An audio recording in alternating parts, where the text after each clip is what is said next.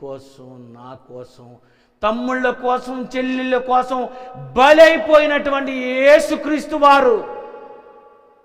యేసండి ఎందుకు చచ్చిపోవాలి? ఎందుకు యెరూషలేములో ఆ రోడ్ల మీద ఈడ్చుకొని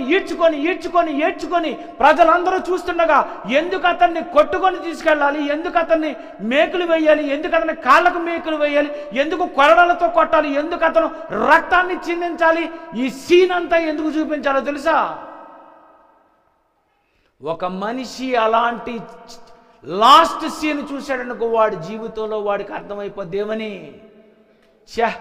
నా కోసం ఇంత ఘోరంగా, నా అన్నని ఇంత ఘోరంగా చంపారు కదరా, ఇలా చంపేసిన తరువాత నాకు విడుదల వచ్చిన తరువాత మళ్ళీ నేను అదే తప్పు చేస్తే నాకంటే ఒక వెధవ ఈ భూప్రపంచంలో ఎవడు ఉండడు.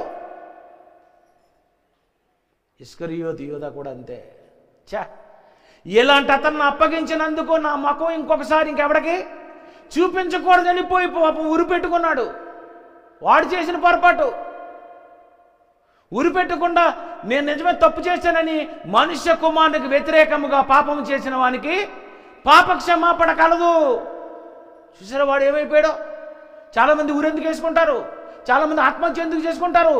ఎందుకంటే ఇంక ముఖం చూపించలేము, ఇంక వద్దు, ఇంక మేము చచ్చిపోవాలి, చావే శరణ్యం అని అనుకుంటారు. ప్రియమైన దేవుని పిల్లరా, మనిషిని మార్చుకోవాలి అంటే దేవుడు ప్రేమతో ఏర్పాటు చేసినటువంటి సిలువ విలువ ఇది. మానవులందరినీ రక్షించడానికి, రక్షించాలనుకుంటే, వీడిని మార్చుకోవాలనుకుంటే యేసు ప్రభు ప్రజల ముందు బలైపోవాలి అని దేవుడు పరలోకంలో ఎప్పుడో డిసైడ్ అయిపోయినటువంటి యేసుకు చూపించినటువంటి యథార్థ గాథ ఇది, ప్రణాళిక ఇది సంకల్పం. ఇదంతా దేంతో జరిగిందో తెలుసా? ప్రేమతోనే జరిగింది. అంతా ప్రేమే.